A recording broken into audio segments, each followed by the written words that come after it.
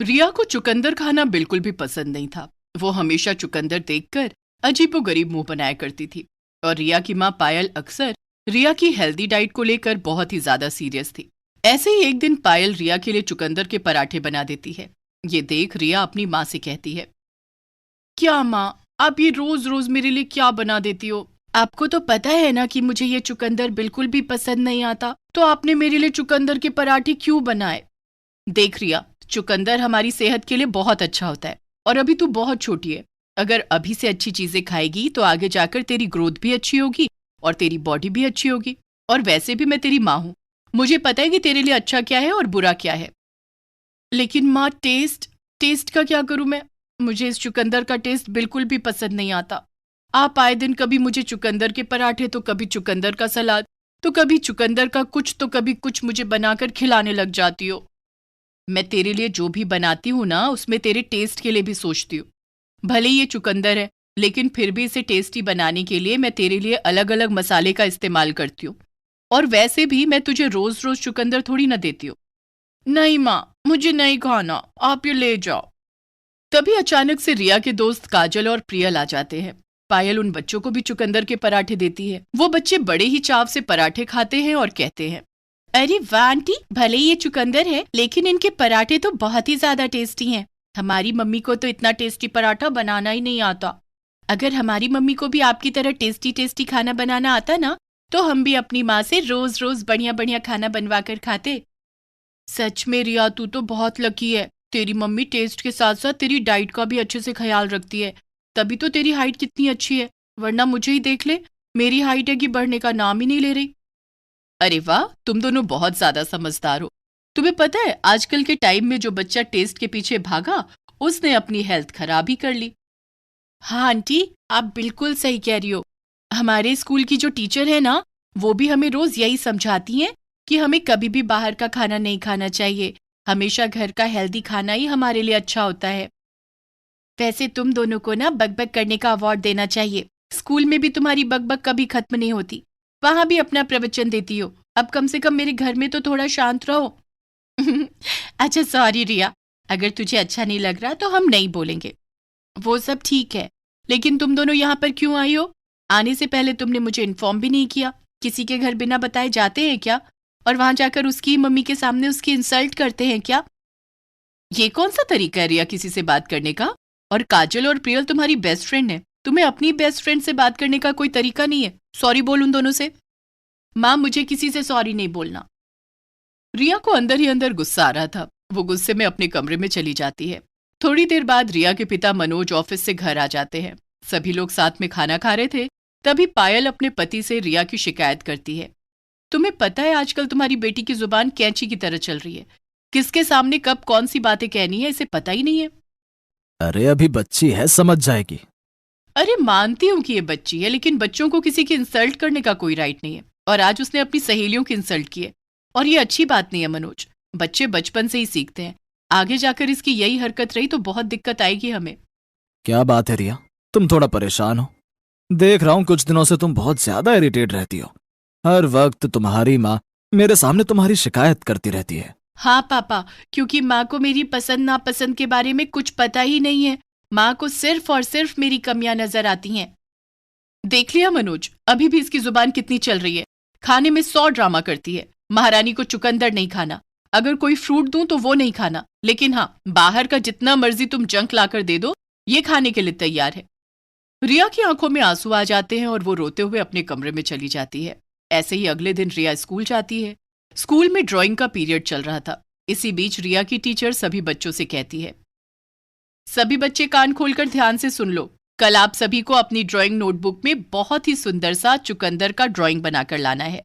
जिस बच्चे की ड्राइंग सबसे ज्यादा अच्छी और यूनिक होगी, उस बच्चे को पूरी क्लास के सामने प्राइज मिलेगा। इतना बोलकर टीचर वहां से चली जाती है। चुकंदर का नाम सुनकर रिया का मुंह बन जाता है। माँ के खाने में ये चुकंदर कम था, जो अब ड्राइंग में भी अपनी गंदी सी शक्ल लेकर आ गया।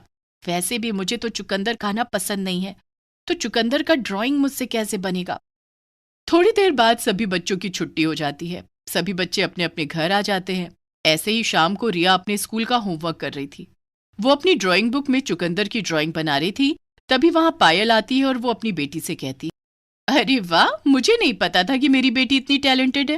अरे, मेरी बेटी ने कितना सुंदर चुकंदर का ड्राइंग बनाया है।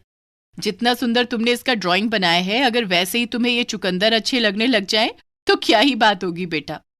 आपको ये चुकंदर की ड्राइंग अच्छी लग रही है? क्या माँ, आप भी? इस चुकंदर की शक्ल तो वैसे ही इतनी गंदी है। देख लेना, कल तेरी टीचर को ना तेरी ही ड्राइंग पसंद आएगी। ऐसे ही अगले दिन रिया अपने स्कूल जाती है। स्कूल में टीचर सभी बच्चों को ड्राइंग देखती है।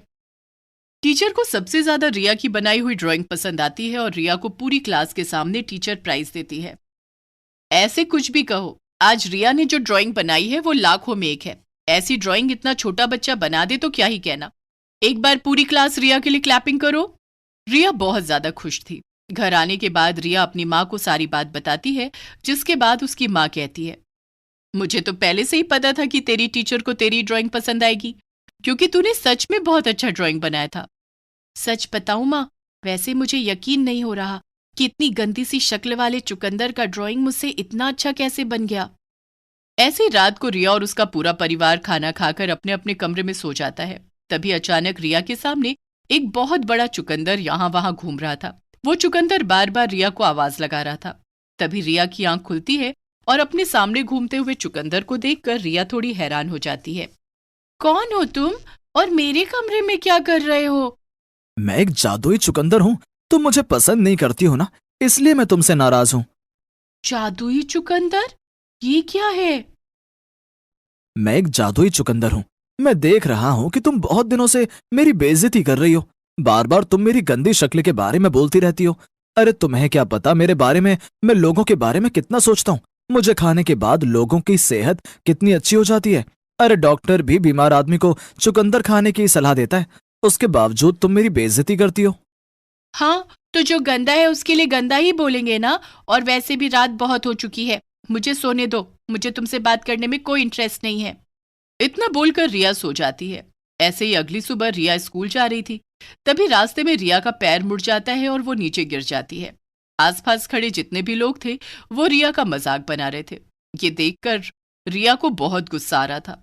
तभी वहां पर जादुई चुकंदर आता है और वो जादुई चुकंदर आसपास खड़े जितने भी लोग थे उन सभी को हवा में उड़ाने लगता है। ये देखकर रिया को जोर जोर से हंसी आ रही थी। अरे जादुई चुकंदर, तुम तो सच में बहुत अच्छे हो। ये लोग मेरा बहुत मजाक बना रहे थे। अब मजा आया ना इन लोगों को? जब हम दूसरों का मजाक बनाते हैं तो कैसा लगता है? थोड़ी देर बाद चुकंदर रिया को अपनी पीठ पर बिठाकर स्कूल ले जाता है। स्कूल से घर आने के बाद रिया बहुत खुश थी और वो जादुई चुकंदर से कहती है, वैसे चुकंदर, मुझे ना माफ कर दो। मैंने तुम्हारी बहुत बेइज्जती की है। मुझे नहीं मालूम था कि तुम इतने अच्छे हो। तुमने मेरी बहुत मदद की है। अब मैं वादा करती हूँ कि आपसे मैं कभी भी तुम्हारी बेइज्जती नहीं करूंगी। तुम्हें क्या लगता है रिया कि मैं तुम्हें ऐसे ही माफ कर दूंगा? ना ना बच्चे, अगर तुम सच में चाहती हो कि मैं तुम्हें माफ कर दूं तो तुम्हें अब से हमेशा रोज एक चुकंदर खाना है, ताकि तुम्हारी सेहत अच्छी बने। ठीक है, मैं वादा करती हूँ कि मैं अब से रोज एक चुकंदर खाऊंगी और अब से कभी भी तुम्हारा मजाक नहीं बनाऊंगी। ऐसे ही अगली सुबह रिया अपनी माँ से कहती है, माँ, आज मेरे लिए चुकंदर के पराठे बना दो। अब से मैं रोज एक चुकंदर खाया करूंगी। आपको मुझसे यही शिकायत थी ना कि मैं चुकंदर खाना बिल्कुल भी पसंद नहीं करती, तो अब से मैं रोज चुकंदर खाऊंगी। अरे वाह, मेरी बेटी तो बहुत समझदार हो गई है। चलो, ये तो बहुत अच्छी बात है कि मेरी बेटी में अचानक से ये परिवर्तन हो गया। नहीं माँ, ये परिवर्तन मेरे अंदर जादुई चुकंदर की वजह से आया है। रिया अपनी माँ को जादुई चुकंदर के बारे में बताती है। तभी वहां पर जादुई चुकंदर आता है और कहता है, लो, मेरा फर्ज तो पूरा हुआ। मैं रिया को बस यही समझाने आया था कि मैं कभी भी किसी इंसान को नुकसान नहीं पहुंचाता, हमेशा स्वस्थ और बीमार व्यक्ति की मदद करता हूँ। इसलिए रोज एक चुकंदर खाने से तुम्हारे शरीर में कभी खून की कमी नहीं होगी, ना ही तुम्हारी स्किन पर कोई दाग धब्बे होंगे। इस तरह से जादुई चुकंदर हमेशा हमेशा के लिए अपनी जादुई नगरी में वापस चला जाता है। तो वहीं रिया अब से रोज एक चुकंदर खाती है और साथ ही साथ रिया ने खाना खाने में ड्रामे करना भी बंद कर दिया था। एक नगर में एक राजा रहता था जिसका नाम सतेंद्र सिंह था। उसकी राज्य की सीमा दूर दूर तक फैली हुई थी। और अधिकतर हरी सब्जियों के लिए जानी जाती थी। उस नगरी में सभी लोग हरी सब्जी ही खाते थे। एक बार की बात है, दूर देश से एक व्यापारी सत्येंद्र सिंह से मिलने के लिए आता है। महाराज सत्येंद्र सिंह की जय हो। महाराज, मैं दूर देश से आया हूँ और एक व्यापारी हूँ। मैं एक ऐसी सब्जी लेकर आया हूँ जो सभी को बहुत पसंद आएगी, और अगर वो आपको पसंद आ जाती है तो मुझे आज्ञा दीजिए कि मैं आपके हरे भरे खेतों के बीच में उस सब्जी को उगा सकूं। आपकी बात ठीक है, लेकिन ऐसी कौन सी सब्जी है जो सबको पसंद आती है? तभी व्यापारी अपने साथ आए हुए नौकर से कहता है कि तुम आलू उठाकर ले आओ।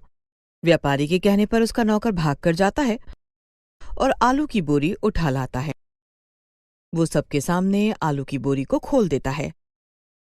महाराज, इसे आलू कहते हैं और ये हमारे देश में उगाया जाता है, और आप ये जानकर हैरान हो जाएंगे, इस अकेले आलू से हम अनेकों तरह की सब्जियां बनाते हैं, नमकीन बनाते हैं, और तो और बच्चों के खाने के लिए अलग अलग तरह के पकवान बनाते हैं। इसे नमकीन मीठा किसी भी तरह बनाया जा सकता है, और तो और ये हरी सब्जियों के साथ मिलकर भी बन जाता है। बस भाई बस, एक आलू में भला ऐसी क्या खूबी है जिससे इतनी सारी चीजें बनाई जाती हैं, और मैं आपकी बात पर कैसे यकीन कर लूं? पहले आप मुझे ये सारी चीजें बनाकर दिखाइए। ठीक है महाराज, मैं जानता था आप ऐसा ही कुछ कहेंगे, इसलिए मैं अपने साथ एक बावर्ची भी लेकर आया हूँ। आज रात के खाने में आपको केवल आलू से बनी हुई चीजें ही मिलेंगी, पर महाराज मुझसे वादा कीजिए, अगर आपको ये आलू अच्छे लगे तो आप मुझे इसे उगाने की इजाजत देंगे। बिल्कुल व्यापारी, मैं तुमसे वादा करता हूँ, अगर मुझे तुम्हारे बावर्ची के हाथ का बना हुआ आलू का खाना पसंद आया तो मैं तुम्हें इस बात की इजाजत दे दूंगा। महाराज सत्येंद्र सबको रात की दावत का न्योता देते हैं। सभी लोग बड़े खुश थे कि उन्हें एक अलग तरह की सब्जी खाने को मिलेगी। फिर सभी लोग बेचैनी से रात का इंतजार करने लगे। उधर महाराज भी महारानी के कक्ष में जाते हैं। महारानी, रात को मैंने सबको भोजन पर बुलाया है, तुम भी तैयार रहना। दूर देश से एक व्यापारी आया है एक अलग तरह की सब्जी लेकर। क्या सच में? ये तो बहुत अच्छी बात है। वैसे भी मैं हरी सब्जी खा खा कर परेशान हो गई थी। रात को सभी लोग दावत पर उपस्थित हो जाते हैं और वो व्यापारी अलग अलग तरह की आलू की सब्जी वहां पर रखवा देता है। महाराज महारानी के अलावा सभी लोग बड़े ही चाव से आलू की सब्जी खाते हैं। वहां पर हर चीज आलू से बनी हुई थी, और तो और वहां पर लोगों को आलू के चिप्स और पापड़ भी बहुत पसंद आते हैं। भोजन करने के पश्चात बहुत ही लाजवाब भोजन था, और तुमने सच कहा था व्यापारी, ये तो कमाल की सब्जी है। हर सब्जी, हर चीज का स्वाद अलग था। महाराज, तो क्या मैं समझूं मुझे इजाजत मिल गई है कि ये सब्जी मैं उगा सकूं? हाँ हाँ बिल्कुल। फिर व्यापारी अपने साथ लाए हुए किसानों से आलू की खेती करवाता है, और जहाँ पर आलू की खेती होती है वहीं पर पालक की भी हो रखी थी। अरे तुम कैसी सब्जी हो? तुम्हारा तो कोई रंग ढंग भी नहीं है। मैं आलू हूँ, बहुत दूर से आया हूँ। तुम्हारे राजा ने मुझे यहाँ पर उगाने की इजाजत दी है। अरे ऐसे कैसे राजा ने तुम्हें इजाजत दे दी? हम सब हरी भरी सब्जियां हैं, हमारे बीच में तुम्हारा क्या काम? तुम्हारा तो कोई रंग भी नहीं है, और तुम कितने गोल गोल हो। क्यों नहीं है मेरा रंग? मेरा रंग मटमैला है, मेरा स्वाद बहुत ही अच्छा है, और तो और जब तुम मेरे साथ मिलकर बनाई जाओगी तो सब्जी का स्वाद दोगुना हो जाएगा। क्या क्या क्या क्या कहा तुमने? मेरे साथ और तुम्हें मिलाकर बनाया जाएगा? दिमाग ठीक है तुम्हारा? तुम्हें पता है मेरा नाम पालक है, और मैं अपने आप में सबसे ज्यादा अच्छी सब्जी बनती हूँ। मैंने कब कहा कि तुम अच्छी नहीं हो? मैंने तो बस इतना कहा कि जब तुम्हें बनाया जाएगा और मुझे तुम्हारे साथ बनाया जाएगा तो सब्जी का स्वाद दोगुना हो जाएगा। सुनो, ये बात तुम अपने दिमाग से निकाल दो कि मैं कभी तुम्हारे साथ बनाई जाऊंगी। तुम्हारी और मेरी जोड़ी हो ही नहीं सकती। मैं कहाँ इतनी सुंदर हरी भरी, और तुम कहाँ मटमैले। पहले दिन ही आलू और पालक के बीच में खटपट हो जाती है, और ये खटपट अब लगातार चलती थी। रोज सुबह से लेकर शाम तक वो दोनों एक दूसरे को अपनी तारीफ पर तारीफ करते रहते थे। और उधर एक दिन राजा व्यापारी को अपने पास बुलाकर कहता है, व्यापारी, तुमने जितनी भी चीजें खिलाई वो दम आलू की बनी हुई थी। क्या तुम मेरे यहाँ से किसी हरी सब्जी के साथ आलू की सब्जी को मिलाकर बना सकते हो? हाँ हाँ महाराज, क्यों नहीं। मेरा बावर्ची बड़ा अच्छा खाना बनाता है, मैं अभी उसे जाकर बताता हूँ। व्यापारी अपने बावर्ची से कहता है कि राजा के लिए कोई ऐसी सब्जी बनाओ जो हरी सब्जी के साथ मिलाकर बनाई जाए। क्यों नहीं मालिक, मैं पालक और आलू की ऐसी सब्जी बनाऊंगा कि सब उंगलियां चाटते रह जाएंगे। नहीं नहीं नहीं, हमारे महाराज ऐसे कैसे कर सकते हैं? ये तो मेरे स्वाभिमान को ठेस पहुंचाने वाली बात है। ये कल का आया हुआ आलू आज मेरे साथ बनाया जाएगा। हाँ बहन, मैं भी यही सोच रही हूँ। आज तेरे साथ इसको बनाया जा रहा है, कल को मेरे साथ भी बना सकते हैं। पता नहीं इस आलू में ऐसा क्या है जो देखो इसी की तारीफ कर रहा है। मैं किसी का स्वाद खराब नहीं करता, मैं तो जिसके साथ मिल जाता हूँ उसका स्वाद बढ़ा देता हूँ। तुम बेवजह ही परेशान हो रही हो, और जब से मैं यहाँ आया हूँ तुम सब मुझसे उखड़ी उखड़ी रहती हो। कुछ भी हो जाए, मैं इसके साथ अपनी जोड़ी नहीं बनाऊंगी। तभी महल से कुछ नौकर आते हैं और पालक को काटने लगते हैं। बहन, किस्मत से लड़ा नहीं जा सकता। जा जा बन जा, तू आलू के साथ मिलकर एक नई सब्जी। कुछ भी हो जाए तुम देख लेना, मेरी और इसकी जोड़ी बन ही नहीं सकती। किसी को भी ये सब्जी अच्छी नहीं लगेगी। उधर बावर्ची खाने में खाना तैयार हो रहा था।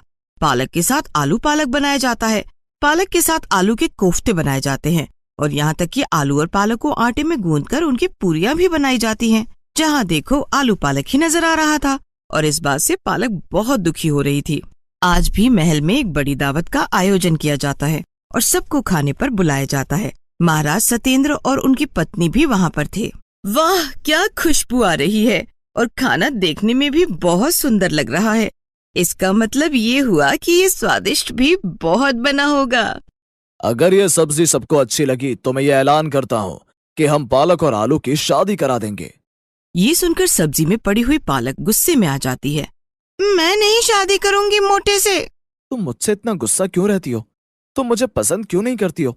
चलो ठीक है, मैं तुम्हारी बात ऊपर कर लेता हूँ। अगर आज सबको सब्जी अच्छी लगी, क्या तब तुम मुझसे शादी करोगी? नहीं, कभी भी नहीं। सब लोग मजे से खाना खाने लगते हैं। सबको आलू पालक की जोड़ी बहुत ही अच्छी लगती है। सब लोग सब्जी की तारीफ करते हैं, और वहाँ खेत में देखा, मैंने कहा था ना, मैं जिस चीज में मिल जाऊं उसका स्वाद दोगुना कर देता हूँ। अपना मुंह बंद करो, तुम हमेशा अपनी तारीफ करते रहते हो। मैं पक चुकी हूँ। पालक को इतने गुस्से में देखकर आलू हंसने लगता है। फिर एक दिन बड़े ही जोर की बारिश आती है। हरी सब्जियां पानी में बहने ही वाली थीं कि तभी आलू पूरी खेत में बाउंड्री बना देता है और पानी को अंदर नहीं आने देता।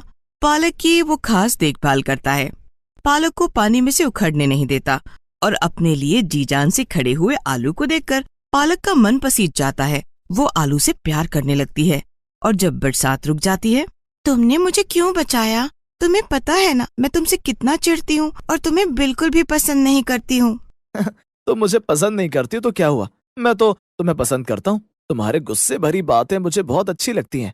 जब तुम नखरे दिखाती हो वो भी मुझे अच्छे लगते हैं, और तुम मानो या ना मानो पर तुम्हारी और मेरी जोड़ी कमाल की है। आज पालक आलू की किसी भी बात का जवाब नहीं देती। वो बस मन ही मन सोचती है, ये कितना अच्छा है, ये मुझे कितना पसंद करता है, और एक मैं हूँ कि हमेशा इससे लड़ती रहती हूँ। उस दिन के बाद से पालक और आलू जब भी बातें करते हैं उनके बीच लड़ाइयाँ कम होने लगी, और उधर व्यापारी अपना मुनाफा लेकर वहाँ से चला जाता है। जैसा कि हमारे राज्य की रीत है कि जब कोई चीज अच्छी बनती है उसकी शादी करा दी जाती है, तो हम लोग बड़ी धूमधाम से पालक और आलू की शादी करा रहे हैं। हाँ महाराज, ये तो आपने बड़ी ही अच्छी बात की। चलो, कल का बड़ा ही शुभ मुहूर्त है, हम उस मुहूर्त पर पालक और आलू की शादी करा देते हैं। और जब ये बात आलू और पालक को पता चलती है, तुम क्या कहती हो पालक, क्या तुम अब मुझसे शादी करने के लिए तैयार हो? देखो, अगर तुम नहीं चाहती तो मैं तुम्हारे साथ जोड़ी नहीं बनाऊंगा। ये तो सच है कि मैं पहले तुम्हें बिल्कुल भी पसंद नहीं करती थी, लेकिन जिस दिन तुमने बारिश में मेरी रक्षा की तुम मुझे बहुत अच्छे लगे, और अब मुझे कोई भी आपत्ति नहीं है तुमसे शादी करने में। ये सुनकर आलू खुश हो जाता है और झूमने लगता है। अगले दिन महल को सजाया जाता है। आलू पालक को साथ साथ बैठाकर उनकी शादी कराई जाती है, और फिर पूरे राज्य को भोज दिया जाता है, और फिर बाजे गाजे के साथ आलू और पालक की शादी धूमधाम से हो जाती है। मुझे आज बहुत खुशी हो रही है पालक। जब से मैं आया था तुम्हारी और मेरी तो लड़ाई खत्म ही नहीं हो रही थी, और देखो तो आज एक नक्चड़ी पालक मेरी बीवी है। मैं नक्चड़ी नहीं हूँ। हाँ, बस मुझे गुस्सा जरूर आया था कि अनजाने देश से आया हुआ आलू आज सारी जगह इतना पसंद क्यों किया जा रहा है। लेकिन बाद में मुझे भी एहसास हुआ कि तुम सचमुच में बहुत प्यारे हो, गोल मटोल आलू। और ये कहकर दोनों हंसने लगते हैं। अब आलू और पालक की जोड़ी बन चुकी थी। सभी लोग उन्हें बहुत पसंद करते थे।